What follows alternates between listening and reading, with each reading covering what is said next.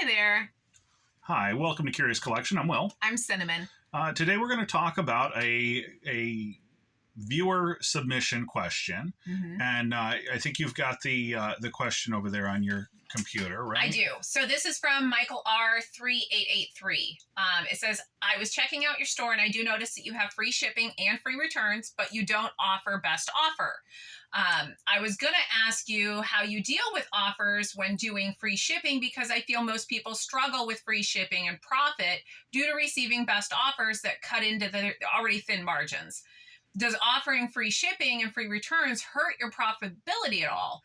I've always thought that having both free shipping returns makes some items unlistable, or if you get the item back, relisting it with the same free policies may cause you to actually lose more money. So there's a couple of different things that are going on in that question, so we're going to go ahead and address them. Right. And I think it's a great question, and that's why we want to talk about it.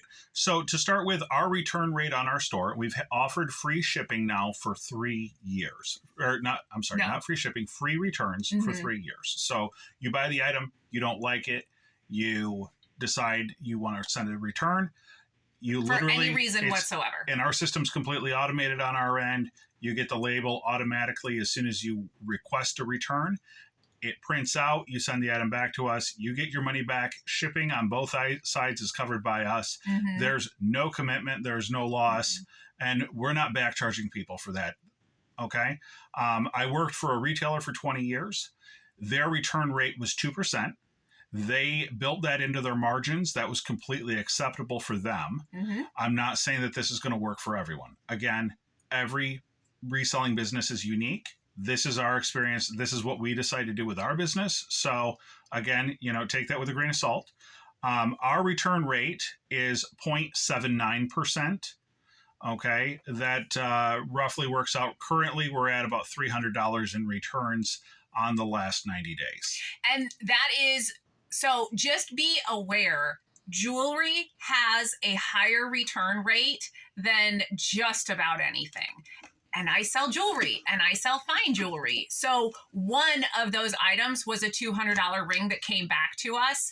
And so, so this is the ring that came back to us. And honestly, that's fine, because I would much rather you return the ring and now I can go and sell it to somebody else. That's okay. I totally understand that when you put that ring and you've just spent $200 and you put that ring on your hand and it's not everything that you were hoping it was going to be, that's okay. Go ahead and send it back. I will sell it again. In fact, this one is going to go under the Christmas tree for me. We're going to buy it from the business. So I'm okay with that. So on that item, again, it weighs less than 4 ounces. Round ship on that cost us right around $8.26. Okay. So yes, we're offering free shipping, free returns for $8 to ensure that our customers have the satisfaction they can buy items and not worry about it when they get it.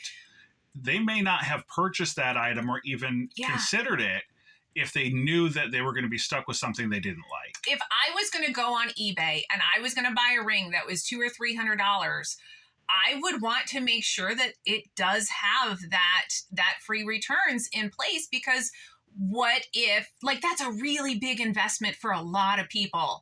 So if it's not everything I want it to be, then I want that sense of security that I'm not going to get ripped off or scammed or just have an item that's all of that money that I don't want. Right. So we are aware that best offers do come out of your profit. That's literally coming straight out of your pocket. The postal service is getting paid. The person you purchased your items from is getting paid. eBay's taking their percentages. You're the one who's losing out when you accept those best offers. We did have best offers on our store for 2 years. We ended up getting very frustrated because we would have an item like that, a couple $100 ring. Somebody would offer us $20. Okay, that hurts your heart, and I know that there's a lot of people out there that are saying, "Oh, well, just get over it. Business is callous. This is a family business. This is our household. This is our livelihood." I handpick every single piece of jewelry that we sell. So when I have a $200 or $300 ring, and they're going, "Well, it's only worth $50." That does hurt my heart. So, there is obviously that emotional, pressure that does kind of stab you in the heart. We do send offers. So basically what ended up happening is we had a whole string of these lowball offers come through back in June. And we were so desperate for sales. We really were. We were offering best offers. We did have free shipping. We were doing everything we could to try to drive some enthusiasm around our store. And what we found was that people were sending in $2 and $3 offers above what shipping is. Okay. And we would accept this lowball offer, sometimes taking a loss on the product. Just because we were desperate, because sales beget sales. And maybe if we accept this one, eBay will, the eBay gods will shine upon us and they'll give us another sale. And, all of the things you tell yourself. So we did accept some of these offers, and then the people didn't pay. Mm-hmm. So they had no intention on following through. They want to see how low you're going to go. Maybe they're another reseller. Maybe they're just a troll. I don't know, but we got sick of it. We got sick of it after about the probably the fifth or sixth time in a month where we were accepting these offers where we were going to make no money. It was all work, no pay. We decided we were going to stop. We're going to, take a break from it. We're already not getting sales. So what's it going to hurt? Mm-hmm. And what ended up happening is that we started getting full payment sales. Yeah. We had only been getting best offers. Right.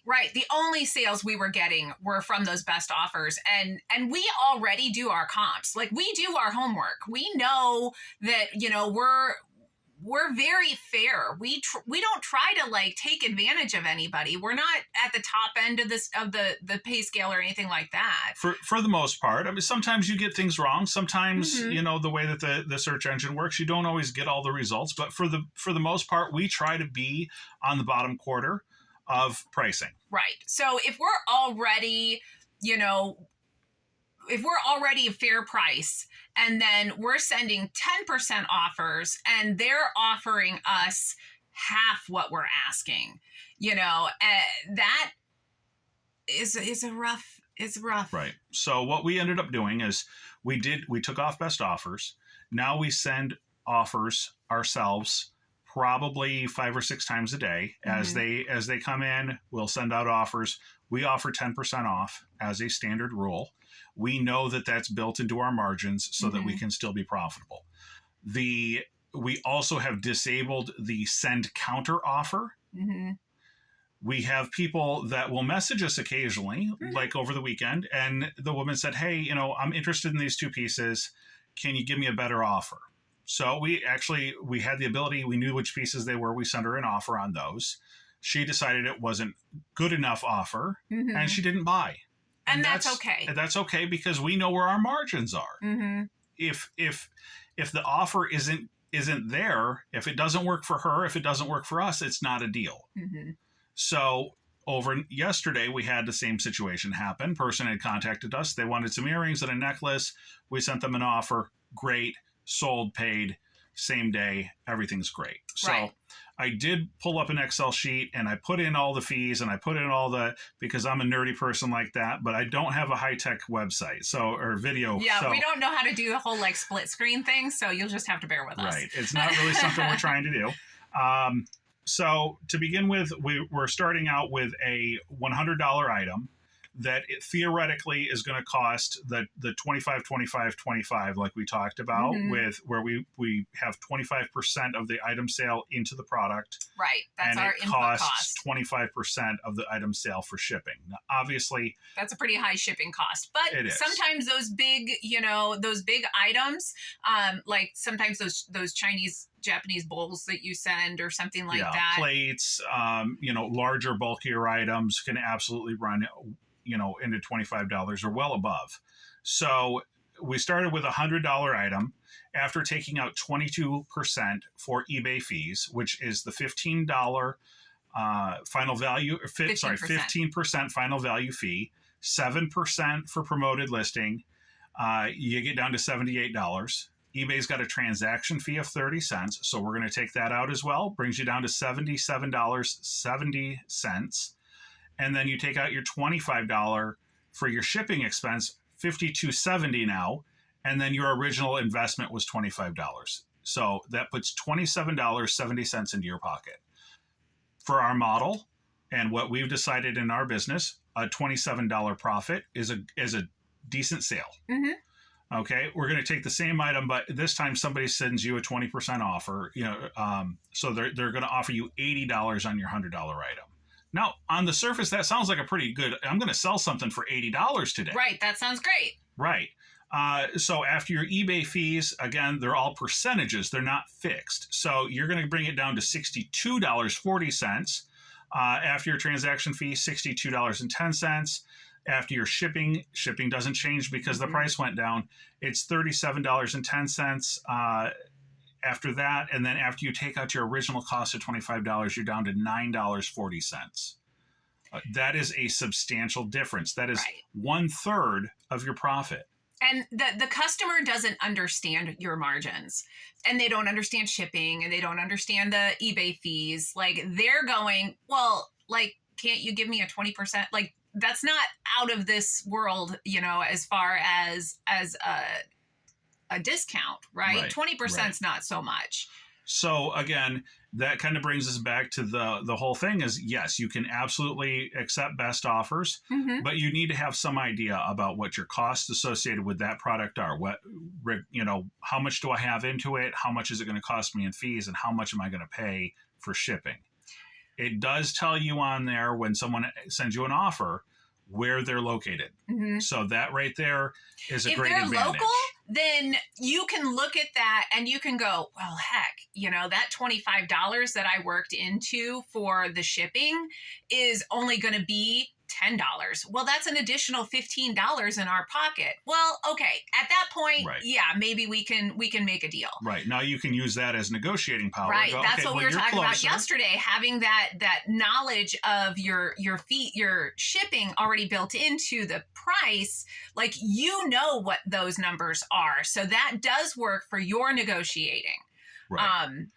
There's other things you could do. I mean, theoretically, if they're super local, you could do a meet in person if and we don't do it, but you could do it. And then you could very easily say, oh, well, I've built in $25 for shipping. You want to pick it up locally. Yeah, you can come pick it up for $80 and I get to keep the extra $5. Now I've actually, profited a little bit extra than what I had even planned for. So that's how we see best offers is that one of the other things about best offers that and I just have a sour taste in my mouth about best offers because we were burned so bad with so many lowball offers that I feel like it kind of like you're telling them it's not worth what you asked. So because you said, well, it's $100 or best offer. So don't pay me the $100. Don't even pay me the $90 when I give you the 10% off because I'm telling you to negotiate even further. Right, so that's kind of where I'm at. And again, I've been burned. So please, if you do best offers, you do you, boo. I have nothing against that. If that works for your business, that's awesome. But we have found that our sales are actually better without best offers, and we're getting so many more full price and people accepting our 10% offers that we were not getting before. We were hardly ever getting full price. Right. The part of it is that you're tempted, if you're having a bad day, you're tempted to take those item sales that you're going to lose money on or that you're going to barely break even on. And I know for our business, the cleaning, the prep, the packaging, all of that costs time. Time's our most valuable resource in this industry because if most of us are working 1 person, 2 people. Even if you had a team of 4, the labor is going to be your most expensive part. So when you're selling items at cost, you're just hoping to recover the capital on it. And we've been there, we've all had desperate days. Yeah. I mean, I probably if you sent me an offer on that ring right now, like I would probably accept some stupid lowball offer just to get the day going, because we're at like $14 today, so it really does mess with your mind. But we have found that for us, the best offers, turning them off has worked better. It did not improve our sales. Mm-mm.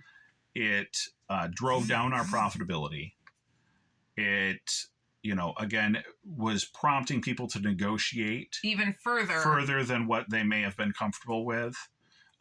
So again, it really didn't work out for us. We didn't get any additional sales. That's the biggest thing, is you do these things because you think, well, maybe this is going to get some more traffic into my store. Maybe this will get the sale. The people that are doing those best offers, they're intending to buy the product already. No one's sending a best offer on with the idea that, well, I don't want this item, but if you gave it to me cheap enough, I would buy it. Right, because those people still don't buy it. Right. So that's our experience. We had one other little anecdote that, a person had contacted us with a best offer on something, and it was low. And so I just did the comps on this 2 days ago. I need to go and see what's going on in this marketplace. And I went and looked. We had the cheapest item already. Mm-hmm.